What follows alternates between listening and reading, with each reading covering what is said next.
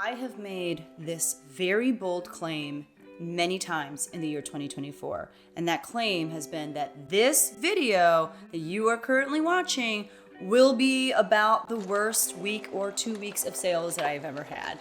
This video, though, for real, takes the cake. This is the roughest 2 weeks of sales that I think I have experienced in the year 2024. Let's just get into it. Hi everyone, my name is Becky Park. I am a part-time reseller on a bunch of different platforms, and in today's video, we're going to talk about what sold in a span of 2 weeks on all of the platforms that I sell on. Spoiler alert, I only sold on 2 platforms, and I also had 2 returns, so that was super exciting. The sales weeks that we'll talk about is July 8th, which was a Monday, all the way through July 21st, which is a Sunday. So I only sold on 2 platforms, and that was eBay and Poshmark, and I had 2 returns on eBay as well. So I guess I sold 8 things, but then 2 of those things were returned to me. This was a rough 2 weeks of sales, and honestly, there's not a lot of excuse for that. One, I wasn't gone on vacation or anything. Like, I think I had just recently come back from my trip to LA. I did have, like, the first week that we're going to talk about, I was really busy because I was leading worship and helping out at my church's, like, VBS program that week.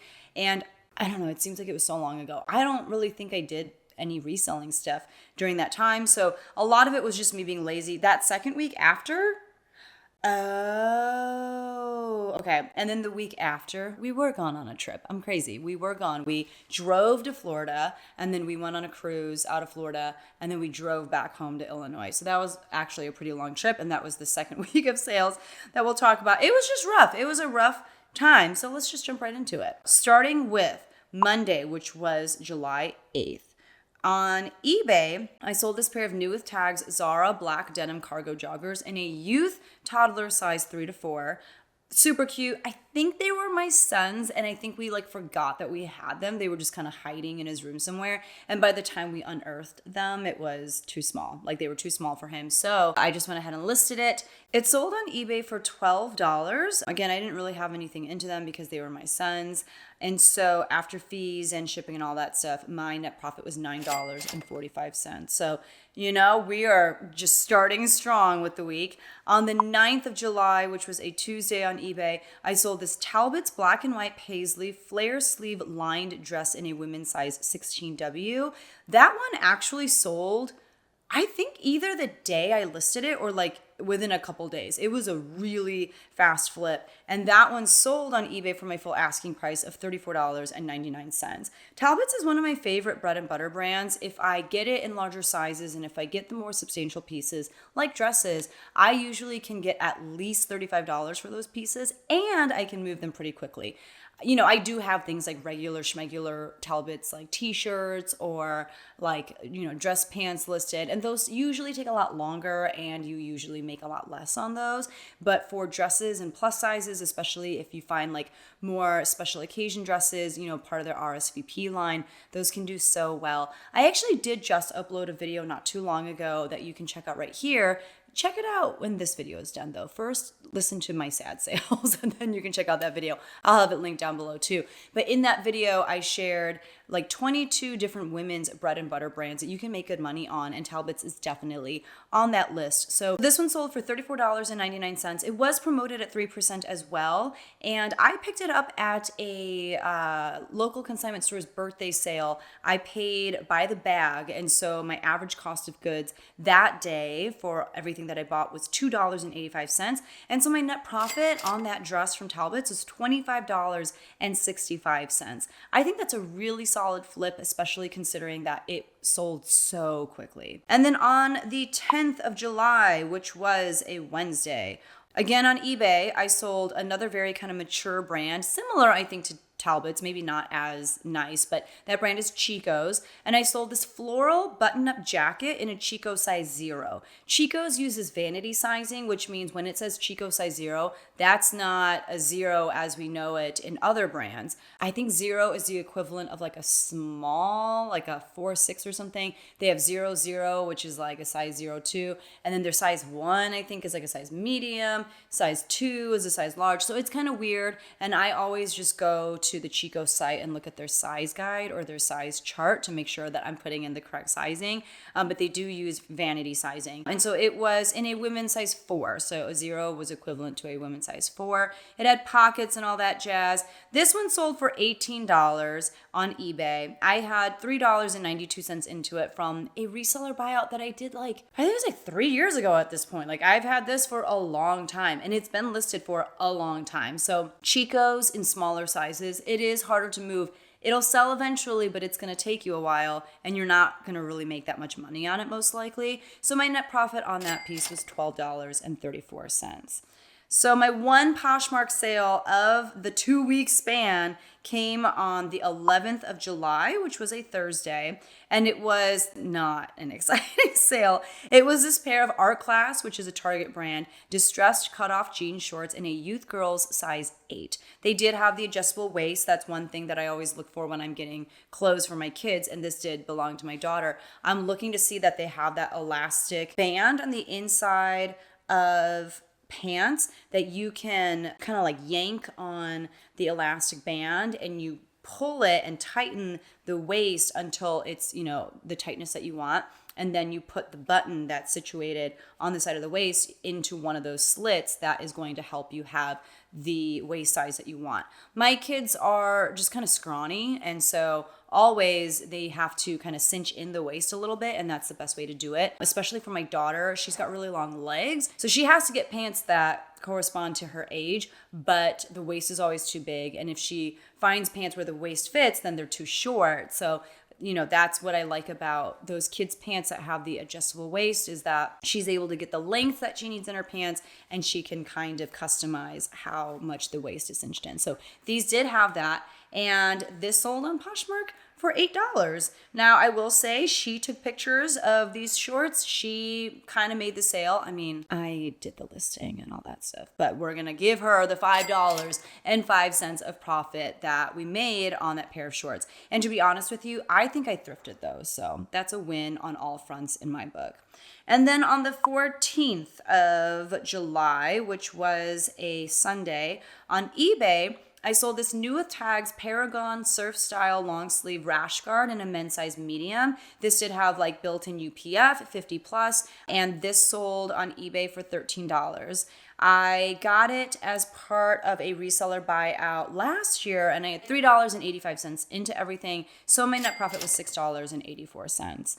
And then the last sale that we'll talk about before we do my final numbers and before we talk about some returns was on the 19th of July. That was a Friday. And on eBay, I sold this pair of LL Bean tan 100% linen high-waisted pants in a women's size 12 tall. So, that is one thing that for me personally, I feel like has helped sell pieces a little better than if they didn't have this trait, and that is if they are a tall or a long length. I don't feel like petite stuff does quite as well. It still sells, and I still pick it up because I personally do need to buy clothes in petite sizes because I'm so short. But the taller lengths, the longer lengths, those tend to be something that a lot of people look for and have a hard time finding. So LL Bean is nothing super exciting to me, but the fact that they were 100% linen and the fact that they were a size 12, which is a little bit bigger, and they were of a taller length, I was like, yes, this checks all of the boxes. And they sold on eBay for my full asking price of $34.99. And those were only listed for a little over a month, which for LL Bean, I think that's great. I had $3.75 into them. I had picked them up from a local consignment store for that amount, and so my net profit on those pants was $26.03. That was everything in 2 weeks. It was rough. And I'm not going to lie to you, it is still kind of rough. Part of that is because it's summer, but also because I just have not been listing consistently. That's something that I typically pride myself in, is in being able to list 5 things a day no matter what and cross-list them to all the platforms that I sell on using List Perfectly, because List Perfectly does make it really fast and efficient and easy to do that.